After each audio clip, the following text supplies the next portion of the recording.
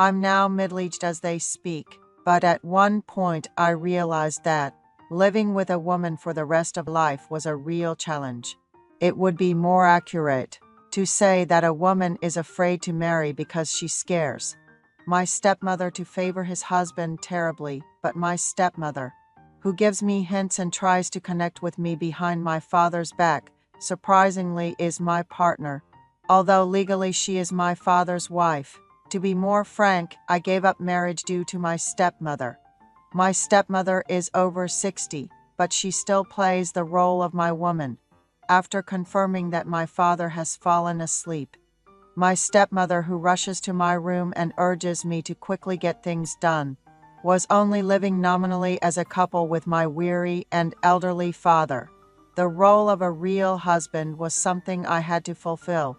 My father has been frail since his youth, and I knew he was not destined for a long life. There was a time when I thought of my stepmother as merely the one who would take care of my father's sickness. My biological mother passed away in an unexpected accident.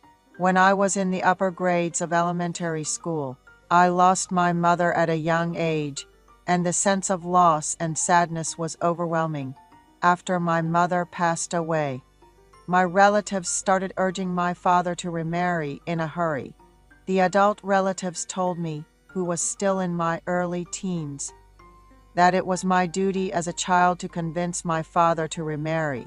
Since my father was immersed in work due to his weak health, I had to take care of all things such as chores and studies by myself. If I didn't do the housework, my father, who was tired all day from work, had to do it when he came home. My father, who always lacked energy and easily felt fatigue, never left work on time. I didn't want to bother him with chores when he came home. It seems I was maturing. After enrolling in college and experiencing campus life for a year, like most men, I enlisted in the military. Although I was worried about my frail father, I decided it would be better to experience military life while I was still young. The first time I became aware of my stepmother's existence was during my time in the military. When I was a private in the military, on a certain Sunday morning, I was told someone had come to visit. Hurrying out to see who it might be, I made my way to the infirmary. My father was there, with a woman standing next to him. My father introduced her to me as his companion, and she greeted me with a warm smile. It was surprising to see my father, who had been unresponsive to suggestions of remarrying, arrive with a young woman without a word of explanation. My father suggested we go out, and I followed his lead. In the 80s, when I was serving in the military, we were told to always answer yes, I am enjoying it if someone asked us how we were doing. I responded with a loud yes, I understand, and got into my father's car parked in the guardhouse parking lot. My father bought my favorite chicken stew and told me to call the woman who came with him mother. The woman, who spoke with a bright smile in this incomprehensible situation, said, I am young and lacking in many ways, but I promise to take good care of your father, so please bear with me. Despite her innocent appearance, her gaze was sparkling and her tone was refreshing. I asked her, can I really call you mother? And she responded with a bright smile, are you really accepting me as your mother? Her teeth were so white and beautiful. My stepmother, who had formed a new family, seemed to make a lot of effort to win my favor, as I was my father's only child. I accepted my stepmother as my mother, and thought I should be good to my stepmother in the future. After the first visit with my stepmother, my father often came to visit.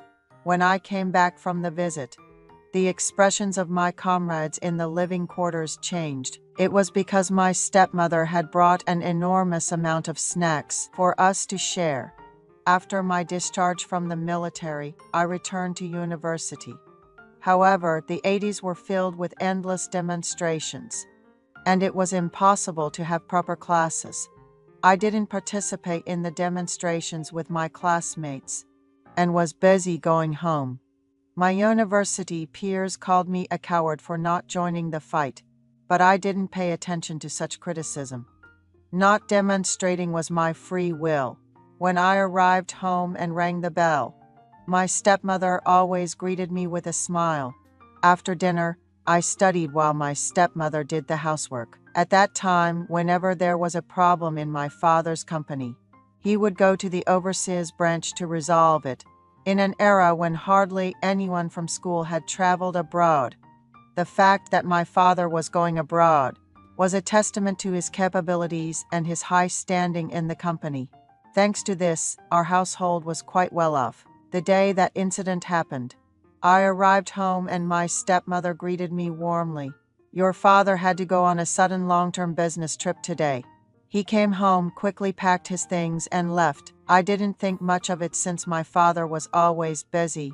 After dinner, I felt a bit bored and was looking at old photo albums.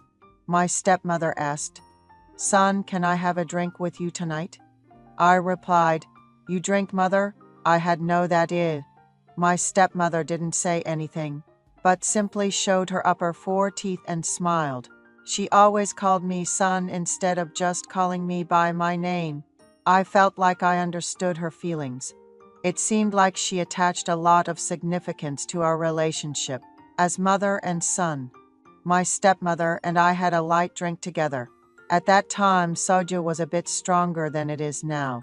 We had some liquor at home, but my stepmother knew I preferred soju, so she seemed to have bought some in advance. She asked me with a curious expression how my classes were going with the relentless protests, how I was getting along with my friends, and I answered her questions as I drank. My stepmother turned out to be a lightweight drinker. After just 2 shots of soju, her face turned red as a beet, and even her eyes were bloodshot. She quickly became incoherent and disoriented, and as she called me son, she suggested we look at the photo album together. She pinched my cheek as she marveled at my cute childhood pictures, saying she had never seen such a cute child before, and draped her arm over my shoulder. I was in my mid-20s, and I found myself reacting strongly to my stepmother, showing interest in even my childhood pictures. Embarrassed, I went to the bathroom to calm down. It was a hot summer night and we had all the windows open because of the heat. I was hot from the soju, and having my young and beautiful stepmother so close to me, looking at the album was too much to bear. As we looked at the album together, my stepmother shed tears, saying what a shame it was for my biological mother to leave the world and leave behind such a good and handsome son. I started to feel different feelings for my stepmother who was like this. As if reading my heart, my stepmother asked, "Son, do you still only see me as your mother?" I shook my head. My stepmother looked at me intently, and I felt as if she was asking for something. I read her gaze, quickly pulled my stepmother into my arms, and went to my room. We had a great time all night. Until then, I had been a bachelor. I had truly become an adult from a child's level. My stepmother asked if I had never properly dated a woman, to which I shyly nodded. Then I told her that when she came to visit me at the military, I was so taken aback by her beauty that I almost screamed. I hugged my stepmother once again. After making love 3 times, we fell asleep in the same bed. When I felt the urge to use the bathroom in the early morning, my stepmother woke up at the sound. We made love once more. She told me that she had often felt resentful toward my father during their marriage. My stepmother had shared a bed with my father, but the number of times they had been intimate after remarrying could be counted on one hand. My father was always tired, as I had feared, and with lots of work and constant late nights, plus frequent overseas business trips, she felt very lonely as a woman. Now we could freely discuss sex, but back then, how many wives could ask their husbands to be more intimate? After that day, I shared a room with my stepmother. When we were intimate, she asked me to call her by her name. When I would call her Christina, she was overjoyed. At first, I was inexperienced and finished quickly. But as the number of times we were intimate increased, my skills improved. My stepmother told me that I was becoming a real man. and she patted me on the back, saying I was awesome. My father came home after finishing his overseas business trip, and after confirming that he was sound asleep, she came to my room and we made love. Thus, times changed. My stepmother was usually very modest and only knew about housework, but when we were intimate, she was truly active. My father, who was always engrossed in work, has been retired for a while. Unfortunately, my father's health is not as good as it used to be. If his health worsens, he has asked us to send him to a nursing home, instead of struggling to take care of him at home. My stepmother said we should stick together until the end, asking how we could talk about such things given our relationship. I thought to myself that I wouldn't be interested in any other woman, only my stepmother, and I would be with her.